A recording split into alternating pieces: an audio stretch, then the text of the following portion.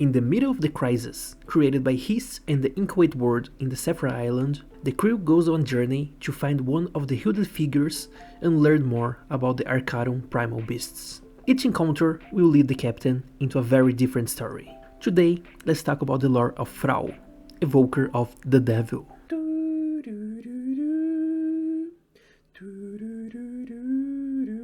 Stopping by an island to resupply, the crew crosses paths with a mysterious Erun woman covered by a hood. She hears a whisper nobody else can hear, and following its instructions, goes after the captain. Her first impression is strong. Beautiful and charismatic, the girl introduces herself as Fraux, and easily manages to tag along with the crew, asking for help in looking for a place to stay the night. They share a meal and part ways. But at night, the captain finds a strange card in their belongings. It's old and the picture is darkened. Both Lydia and Vir sense something strange coming from it, but cannot pinpoint exactly what. Not sure what to do, they decide to solve this issue tomorrow and go to sleep. But instead of sweet dreams, what the three of them find is a strange landscape, ravaged by war. Confused by the sudden changing scenery, they hear a call, and Frau shows up. Upon seeing the card in the captain's hand, she explains what is going on. The card is infused with the memories of a primal beast, and they are inside one of these memories right now, one that depicts a battle from the war. She says that the primal is trying to win this battle that was lost in the real world, and that with its power, the results of the simulation could have some catastrophic effects in reality. The captain offers to help, and Frau explains that their presence in the memory is an unexpected variable, and fighting back to guarantee the Sky Dweller's victory should be enough to mess with its plan. That's all it takes for the captain to spring into action and join the fray. Battle 1, the crew wakes up and is very confused. They look for Frau in search of answers. The Eruna reveals that she's the owner of the card, and she left it with the captain on purpose.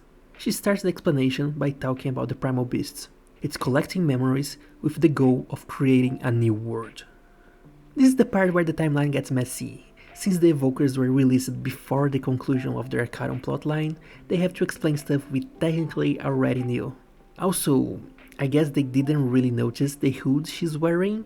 I don't know, maybe it was too dark in the Sephra plains. Or maybe ominous looking hoodies are simply trending right now. She clearly knows more about fashion than we do. But complications of a long-lived live service game aside, Frau explains about how the creation of a new world would probably erase our own. To prevent that, she claims to have created this card, which holds the residual memories of said primal, allowing her to intervene in the simulations. She apologizes for her roundabout approach, but asks for the crew's help in preventing the primal's plan.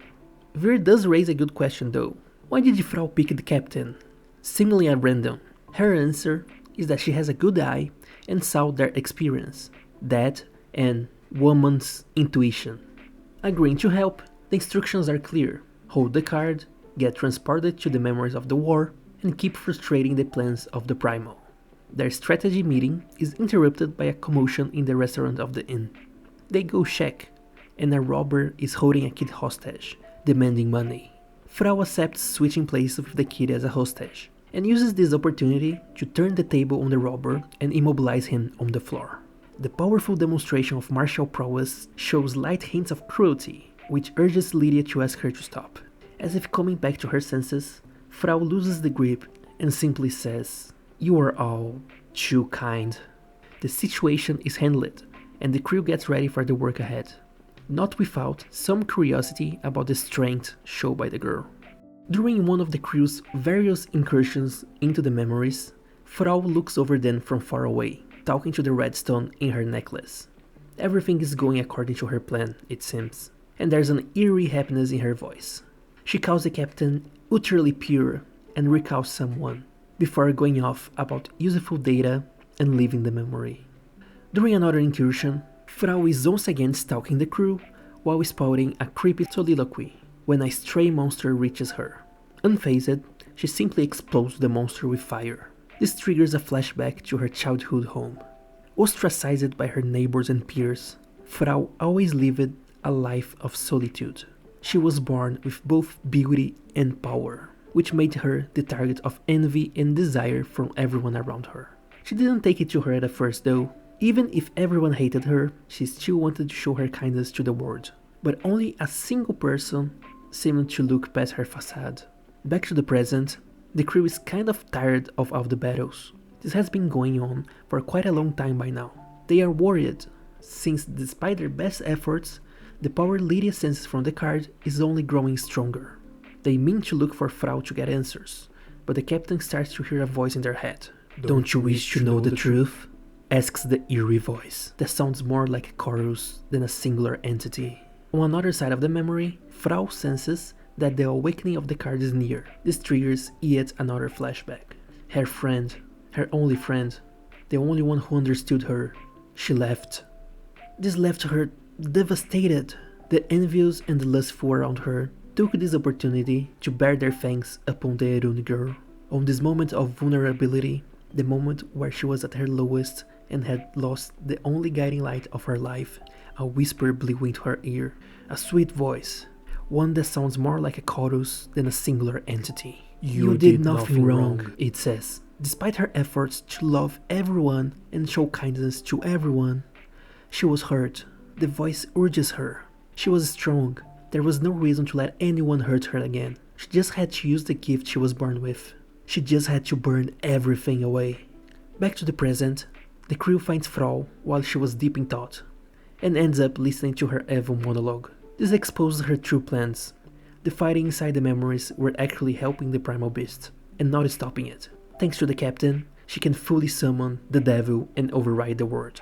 This probably means summon the devil and send its data to the Inchoate World so he can override the world. But again, timeline details. In disbelief about being deceived, the captain promptly pulled their sword against Fraux. That's when a bloody thirsty aura starts to emanate from the girl. Its power so dense, the crew flinches. She uses the uncertainty of the tree to recover the card from the captain's hand. With a single touch, the card glows, and the Primal Beast reveals itself. The crew recognizes it as one of the Arcarum they have beaten in the Sephira Plains before.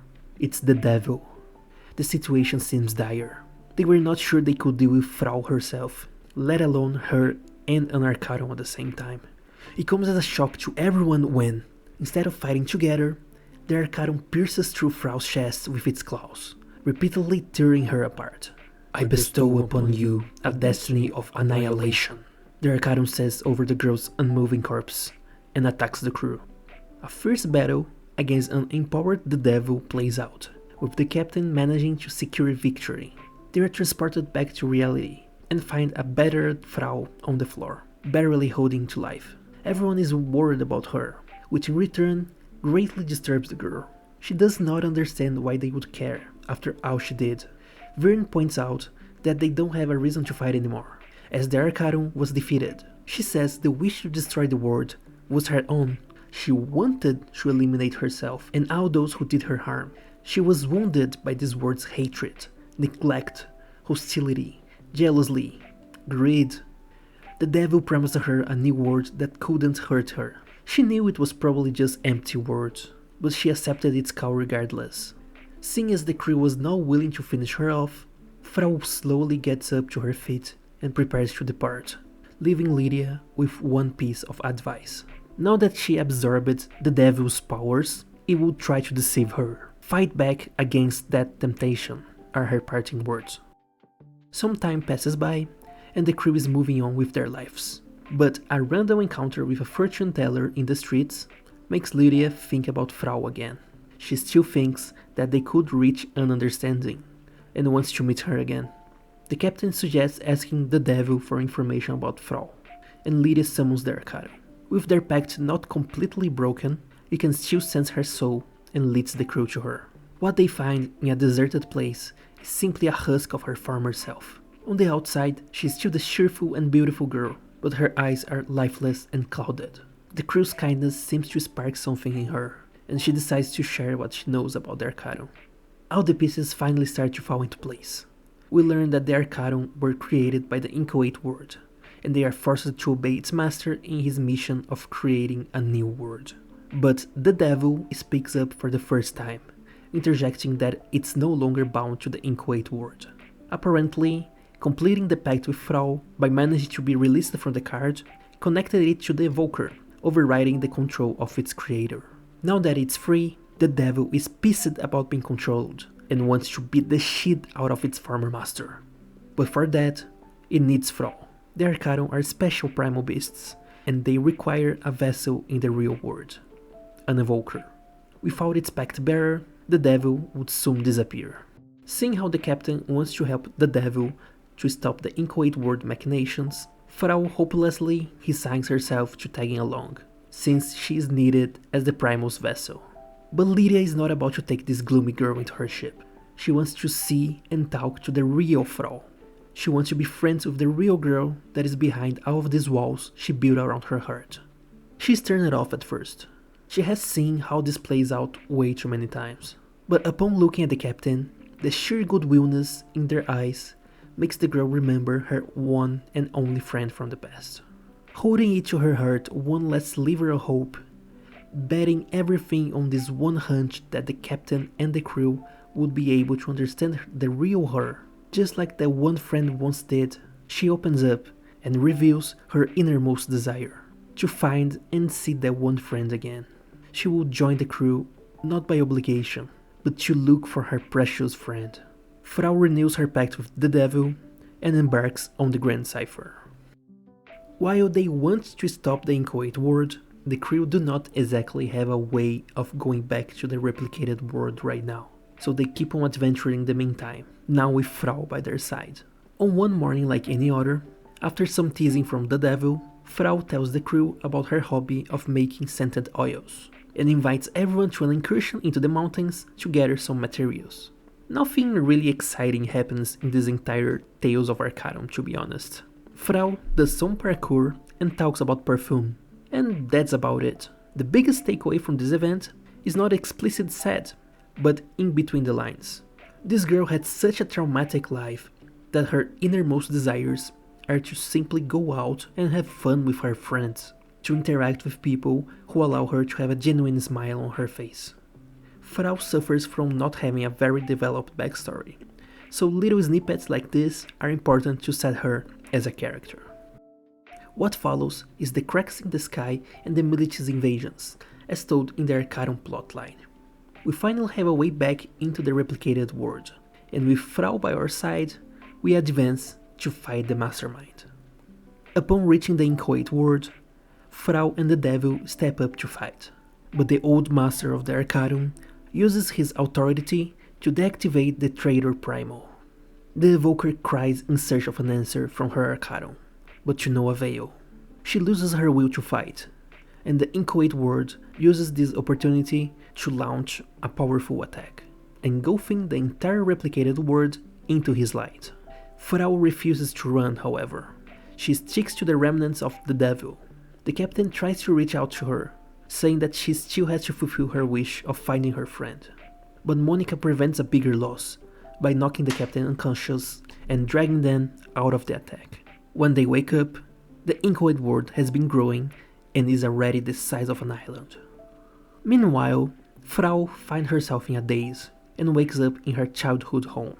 She slowly remembers about the fight and starts looking for the devil, but who she finds is someone different. Her mother.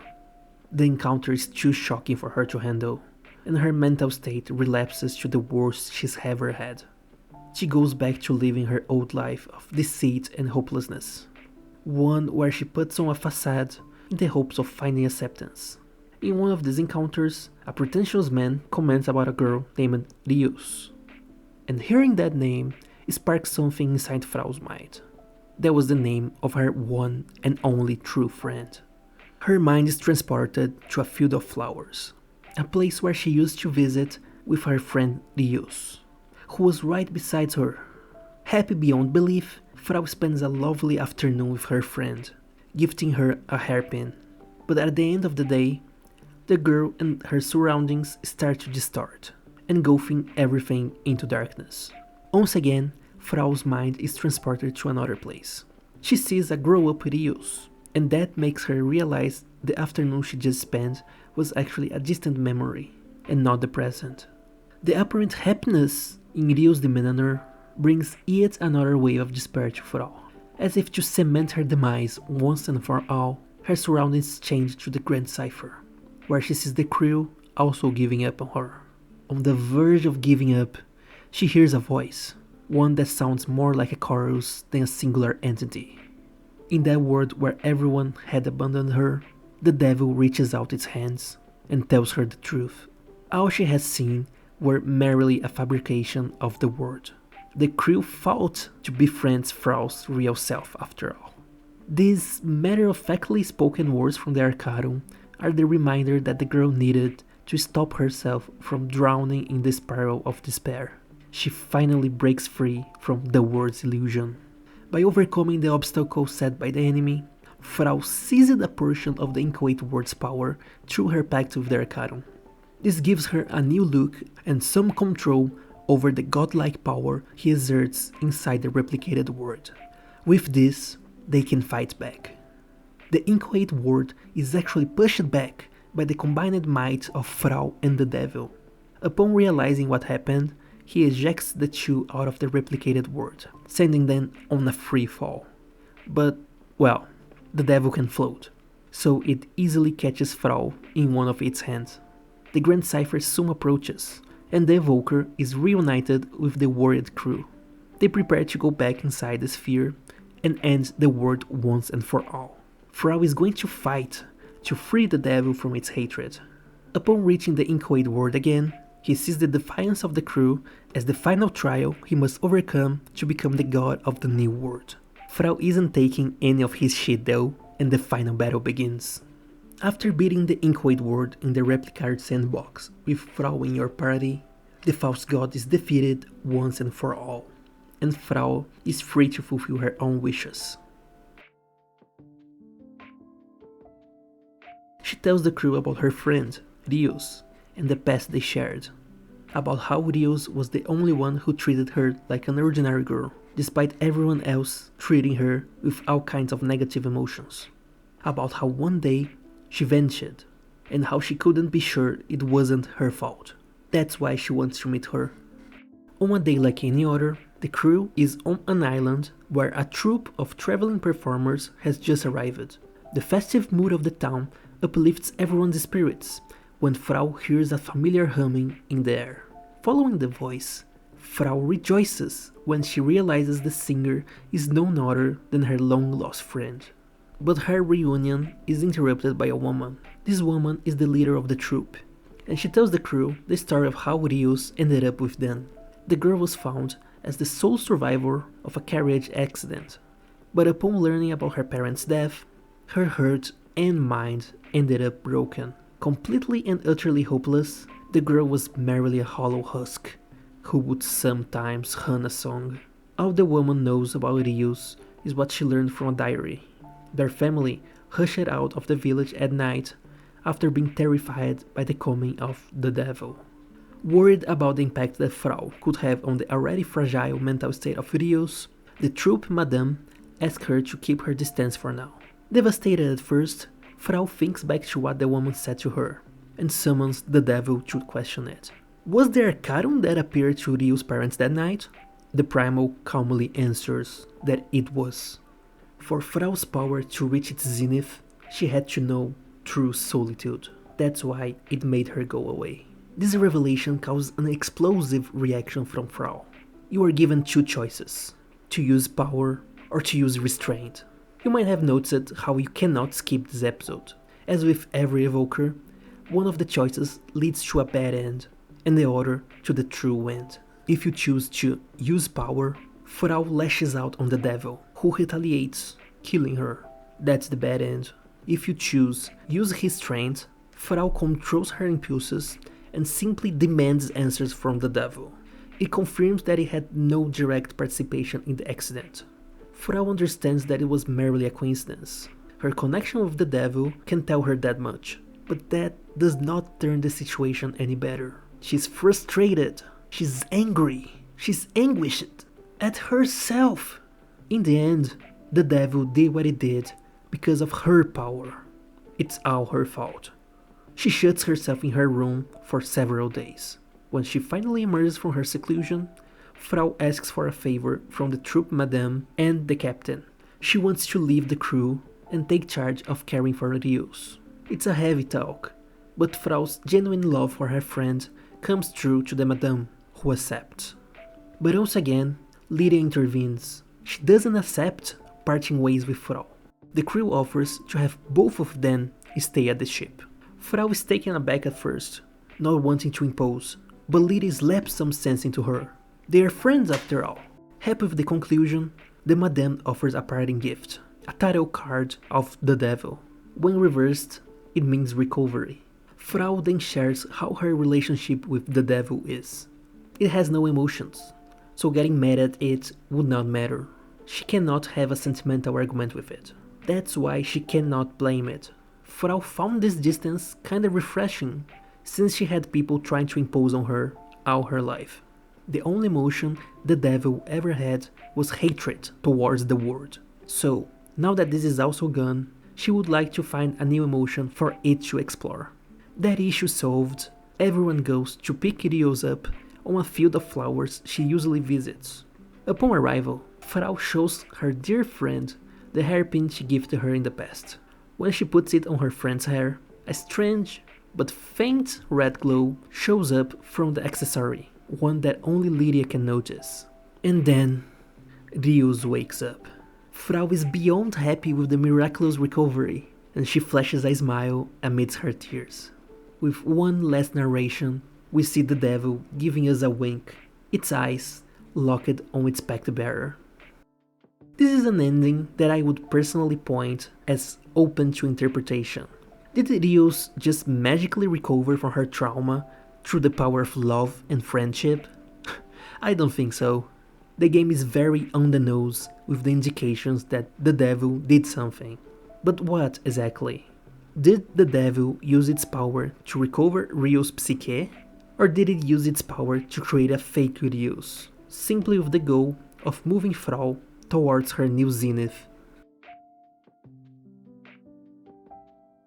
Anyway, this was Ducky, and I'll see you all later.